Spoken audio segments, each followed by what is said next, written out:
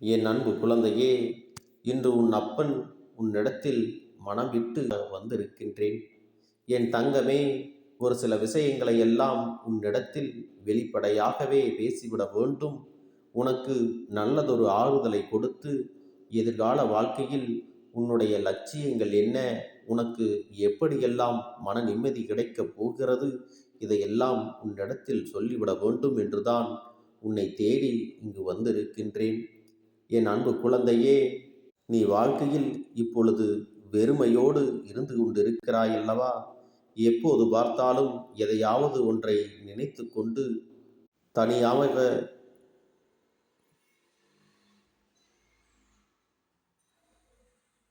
வாழ்க்கையில் எதுவுமே வேண்டாம், தனிமையாக இருந்தாலே போதும் என்ற மனநிலையோடு என் பிள்ளை நீ இருந்து கொண்டிருக்கின்றாய்.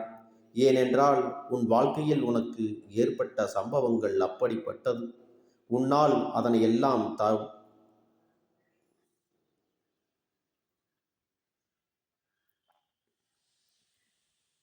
உன்னால் அதையெல்லாம் மறக்க முடியாமல் நீ தவித்து நின்று கொண்டிருக்கிறாய். அப்படி என்ன நிகழ்வு உன்னுடைய வாழ்க்கையில் நடந்து விட்டது? நீ எந்த அளவிற்கு வேதனைகளை மட்டுமே நினைத்து கொண்டிருக்கிறாய்? என் தங்கமே, அது மிக பெரிய ஒரு காரணமாக கூட இருந்துவிட்டு போகட்டும். இனி அந்த விஷயத்தில் திரும்ப திரும்ப நீ கண்ணீர் சிந்தவோ கலங்கி நிற்கவோ வேண்டிய அவசியம் இல்லை. என் அன்பு பிள்ளையே, அன்பிற்காக நீ ஏங்கி தவித்த நேரத்தில்தான் உன்னை தேடி ஒரு உறவு வந்தது. அந்த உறவு அன்று உன்னிடத்தில் காட்டிய அன்பினை இதுவரை யாருமே உன்னிடத்தில் அந்த அளவிற்கு காட்டியிருக்க மாட்டார்கள். இந்த அளவு எவ்வளவு பெரியது என்பதையெல்லாம் நீ நன்றாக உணர்ந்திருந்தாய். இதைவிட நம்மை யாரும் நேசிக்க முடியுமா என்று நினைக்கின்ற அளவிற்கு உன் மீது அவ்வளவு அன்பை அந்த உறவானது காட்டியது. உனக்கு என்று உனக்கு ஒன்று என்றால் தன்னை விட யாரும் துடிக்க முடியாது என்கின்ற அளவுக்கு உன்னிடத்தில் நன்றாகவே தன்னுடைய அன்பையும் வெளிப்படுத்தியது. அன்று உன்னிடத்தில் அத்தனை நெருக்கமாக இருந்த அளவு இப்பொழுது உன்னிடத்தில் இருந்த சிரிப்பையும் நிம்மதியையும் உன்னுடைய வாழ்க்கையையும் பறித்து கொண்டு சென்று விட்டது. முன்பு அவர்கள் காட்டிய அந்த அக்கறையை உன்னால் மறக்க முடியாததுதான். ஆனால் இப்போது உள்ள சூழ்நிலையில் அதே அன்பானது உனக்கு வேண்டும் என்று நீ எதிர்பார்த்து நின்று கொண்டிருக்கிறாய் அல்லவா? என் அன்பு பிள்ளையே, அந்த சந்தோஷமானது உனக்கு கொஞ்சம் காலம் மட்டும்தான் நீடித்தது என்பதையும் நீ மறந்துவிடக்கூடாது. அது மட்டுமல்ல, அந்த உறவு உனக்கு தந்த காயம் எந்த அளவிற்கு பெரிதாக உன் மனதிற்குள் தேங்கி கிடக்கிறது என்பதையும் நீ மறந்துவிட்டாயா? நீதான் உலகம், உன்னை விட வேறு எதுவும் எனக்கு முக்கியம் இல்லை என்று சொன்ன அந்த உதடுகள் இப்பொழுது உன்னை வெறுக்கிறது அல்லவா? அப்படி அன்பாக பேசிய அந்த உறவானது இப்பொழுது உன்னை விட்டு விலகிச் சென்று நின்று கொண்டிருக்கிறது. உன்னை பார்த்து சிரித்த அந்த உள்ளம்தான் இப்போது உன்னை பார்த்து கோபமும் கொள்கிறது. அன்று உன் மீது அதிகமான அக்கறை கொண்ட அந்த உள்ளம்தான் இன்று உன்னை அனாதையாக்கிவிட்டு சென்றிருக்கிறது. உன் வாழ்க்கையில் உன்னை விட்டு விலகிச் சென்றதோடு மட்டுமல்லாமல் உன் மீதே அதிகமான குறைகளை சொல்லிவிட்டு உன்னிடத்தில் பேசிய அந்த வார்த்தைகள்தான் அதிகமான வேதனைகளை தந்திருக்கிறது. அவர்கள் சொன்ன காரணங்கள்தான் இன்னமும் உன்னால் ஏற்றுக்கொள்ள முடியாததாகவும் தாங்கிக் கொள்ள முடியாதவர்கள் பேசுகின்ற வார்த்தைகள் எல்லாம் முன்பு அவர்கள் நம்மிடத்தில் நடந்து கொண்டதெல்லாம் பொய்தான் என்பதையெல்லாம் நமக்கு வெட்ட வெளிச்சமாக தெரிவிக்கிறது அல்லவா? இதுதான் நம்முடைய வாழ்க்கை, இதுதான் நம்முடைய நிலைமை என்று வருத்தப்படும் அளவிற்கு வாழ்க்கையின் ஒரு ஓரத்திற்கு கொண்டு சென்று நிறுத்திவிட்டது. இப்போது எதுவுமே இல்லாதது போல தன்னந்தனி காட்டிற்குள் கட்டவிழ்த்து விட்டு சென்றது போல என் பிள்ளை நீ மனவேதனையில் இருந்து கொண்டிருக்கிறாய். என் தங்கமே, உன் வாழ்க்கையில் எதுவுமே நிரந்தரம் இல்லாத போது இந்த உறவுகளை மட்டும் நீ முழுமையாக நம்பியது எவ்வளவு பெரிய தவறு என்பதை இப்பொழுதாவது நீ உணர்ந்து கொண்டாயா? அவர்கள் உனக்கு அன்பினை காட்டினாலும் பாசத்தோடு பேசியிருந்தாலும் ஏதோ ஒரு சிறு விஷயம் அவர்களிடத்தில் தவறாக இருந்தது உண்மைதான்.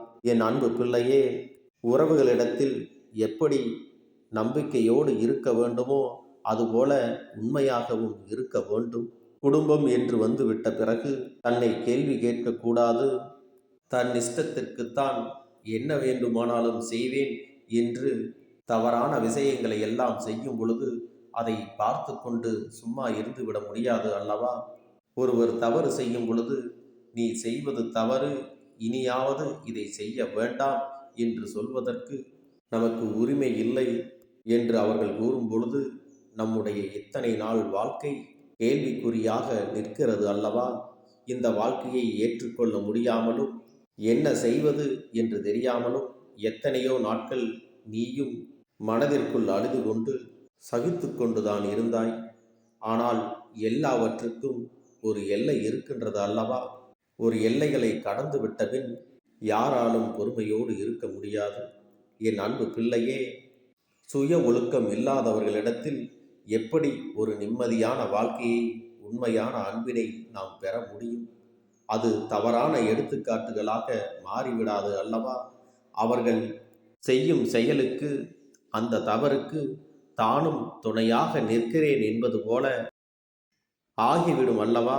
அதற்காகத்தான் நெஞ்சு பொறுக்காமல் நீ பேசினாய். நீ பேசிய வார்த்தைகள் ஒவ்வொன்றும் அவ்வளவும் உண்மை. அதற்கு அவர்களால் நேர்மையாக, உண்மையாக பதில் சொல்ல முடியாமல் தான் உன் மீதே குறைகளையும் குற்றங்களையும் சொல்லி உன்னை அவமானப்படுத்தி இப்பொழுது பிரிந்திருக்கின்ற சூழ்நிலை வந்துவிட்டது. என் அன்பு குழந்தையே, நீயாக அவர்களை நினைத்தாலும் உண்மையில் ஒன்றை நீ புரிந்து கொள்ள வேண்டும். உன்னுடைய உண்மையான அன்பினை பெறுவதற்கு அவர்களுக்கு இப்பொழுது தகுதி இல்லை. என் செல்ல குழந்தையின் வாழ்க்கை நன்றாக இருக்க வேண்டும் என்று நான் அவர்களுக்கு எத்தனையோ நல்ல வாய்ப்புகளை திருந்துவதற்காக ஏற்படுத்தி கொடுத்தேன். ஆனாலும் அவர்கள் திருந்துவதாக இல்லை. ஒருவர் வாழ்க்கையில் திருந்த வேண்டும் என்றால் தானாக தன் தவறுகளை எல்லாம் உணர்ந்து கொண்டு திருந்தி வர வேண்டுமே தவிர ஒருவர் கட்டாயப்படுத்தி சொல்வதன் மூலமாக அவர்கள் முழுமையாக திருந்திவிட முடியாது. அதைத்தான் என் அன்பு குழந்தையே உன்னிடத்தில் அழுத்தம் திருத்தமாக உன் அப்பன் சொல்கின்றேன். அதற்காக இப்பொழுது உன்னை விட்டு சென்றவர்கள் அங்கே நன்றாக இருக்கிறார்கள், நீ மட்டும்தான் கஷ்டப்பட்டு கொண்டிருக்கிறாய் என்று வருந்தாதே. எப்பொழுதுமே வாழ்க்கையில் முதலில் கஷ்டப்படுபவர்கள் இந்நாளில் மகிழ்ச்சியாக இருப்பார்கள். ஆனால் தன்னுடைய சந்தோஷத்திற்காக மற்றவர்களை கஷ்டப்படுத்தி பார்க்க வேண்டும் என்று நினைத்து கொண்டிருக்கின்ற இவர்கள் ஆரம்பத்தில் சந்தோஷத்தை அவர்கள் வாழ்க்கையில் பெற்றாலும் அவர்களுடைய பிற்கால வாழ்க்கையானது மிகவும் மோசமானதாகத்தான் இருக்கும்.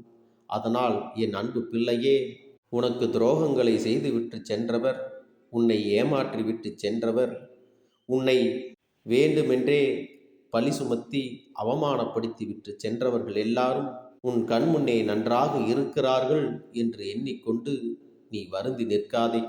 அவர்களுக்கான தண்டனைகள் காத்து கொண்டிருக்கிறது.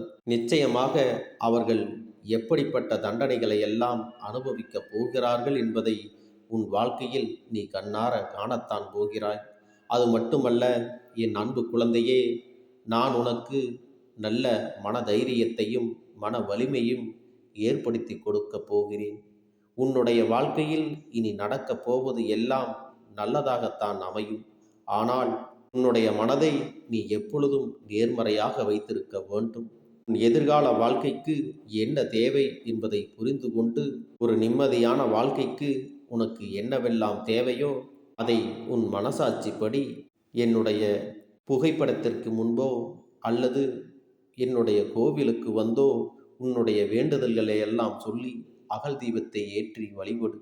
நீ என்னென்ன மாற்றங்களை உன் வாழ்க்கையில் வேண்டும் என்று நினைக்கின்றாயோ அதையெல்லாம் நிச்சயமாக உன் அப்பன் உனக்கு செய்து கொடுப்பேன். அதனால் வாழ்க்கையில் ஒரு முறை நாம் தவறு செய்து விட்டோமே, நமக்கு வாழ்க்கை நன்றாக அமையவில்லையே, இனி என்ன செய்ய போகிறோம் என்று மட்டும் வருந்தி நிற்காதே. உனக்காக உன் அப்பன் கருப்பண்ணசாமி நான் துணையாக இருக்கிறேன். இது உன்னுடைய வாழ்க்கை. இனி உனக்காக நீ வாழப் போகிறாய்.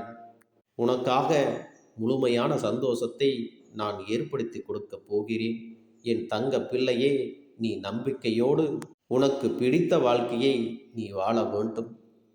என் தங்க பிள்ளைக்கு இந்த கருப்பண்ணசாமியின் ஆசீர்வாதங்களும் அன்பும் துணையும் என்றென்றைக்கும் முழுமையாக கிடைத்து கொண்டே இருக்கும்.